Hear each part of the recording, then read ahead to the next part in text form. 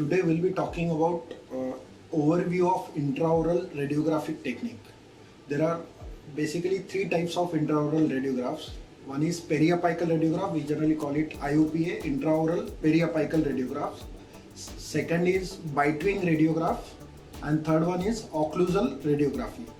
So generally, as name suggests, intraoral periapical radiograph will show tooth as well as associated periapical structures, whereas bitewing radiograph will show only crowns of maxillary and mandibular teeth, and occlusal radiograph will show teeth and more of surrounding bone with either upper jaw or lower jaw. So today we'll be talking in detail about how these radiographic images are formed and how we take these intraoral periapical radiographs.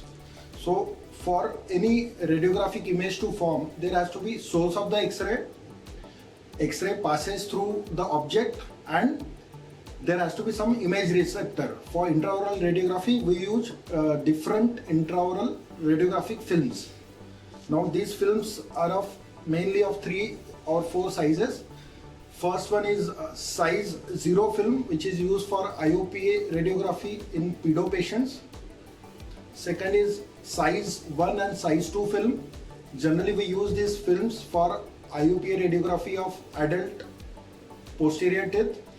For anterior teeth there is size 1 film, and we have occlusal radiographic films.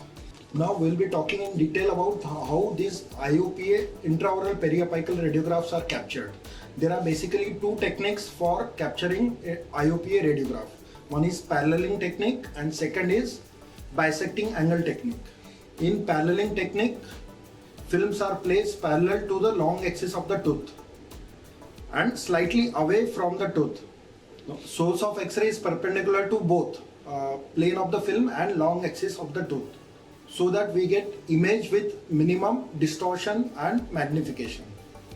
In bisecting angle technique, we use Szysinski's rule of isometry, which says 2 right angle triangles are equal when they share one size and there are one equal angle. So when you place these films intraorally, these can be placed with the use of certain film holders. There are different film holders available for bisecting angle technique and different holders are available for paralleling technique. And there is other technique of placing the film intraorally is manually, and films are supported with patient's index finger for posterior teeth and patient's thumb for anterior teeth. Now we will see how films are placed intraorally. In any IOPA film, there are two sides. One side will be plain white with some elevated dots in, that is called as occlusal dot, and other side is of double color, which generally contains sentence opposite side towards the tube. Tube means source of the X-ray, that is your X-ray machine. There is one circle which indicate a position of occlusal dot and name of manufacturer. So generally when we place the film, this white part of the film should face towards the source of X-ray, that is X-ray machine or tube within the X-ray machine. And this occlusal dot should always be placed occlusally. So for example, in mandible, this occlusal dot is facing upward. For maxillary IOPS, this occlusal dot is facing downward. So when you place the film intraorally, upper border of the film or occlusal border of the film should be just 2 mm above occlusal plane. And source of X-ray is angulated. There are different angulations when we use bisecting angle technique, and when we use paralleling technique, there are some film holding devices which are used.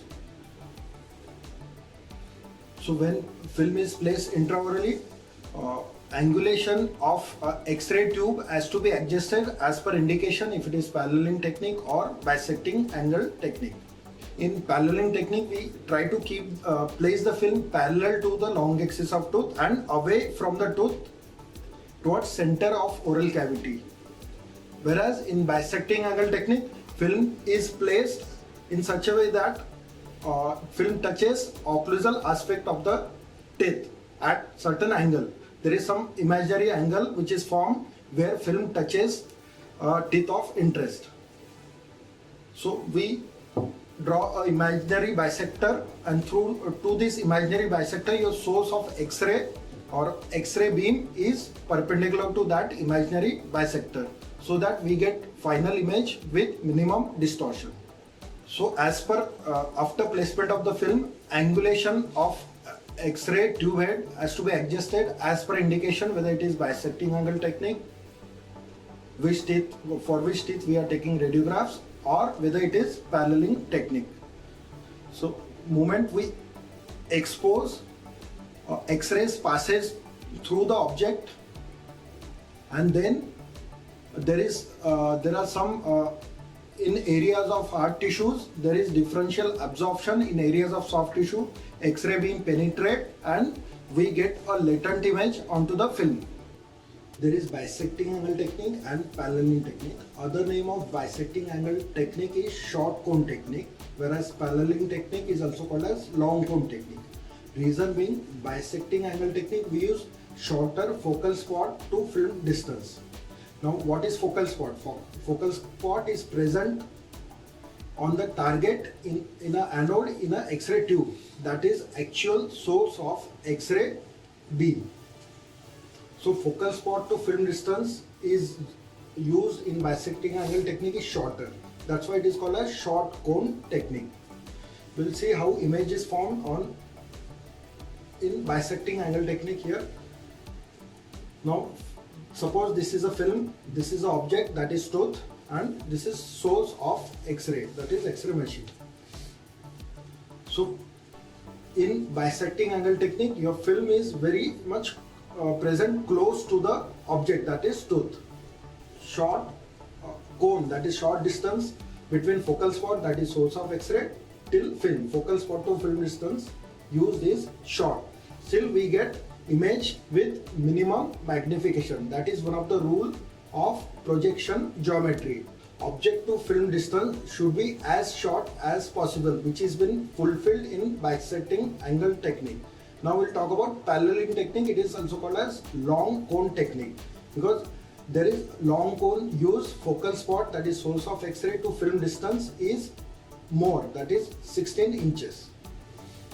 Now why we have to use long cone or long distance between focal spot to film? Because here object to film distance is more. Film is placed away from the tooth so that it is parallel to long axis of the tooth towards center of oral cavity. Since it is not fulfilling the rule of object to film distance, which has to be as short as possible, this can be managed by increasing focal spot to film distance. The moment we increase focal spot to film distance, look at the shadow of this object, which is becoming shorter. So I'll just show you again. This is short distance. The moment I increase the distance, focal spot to film distance, their magnification is becoming minimum. There is minimum magnification. That's why we use long cone or long distance between focal spot to film in paralleling technique.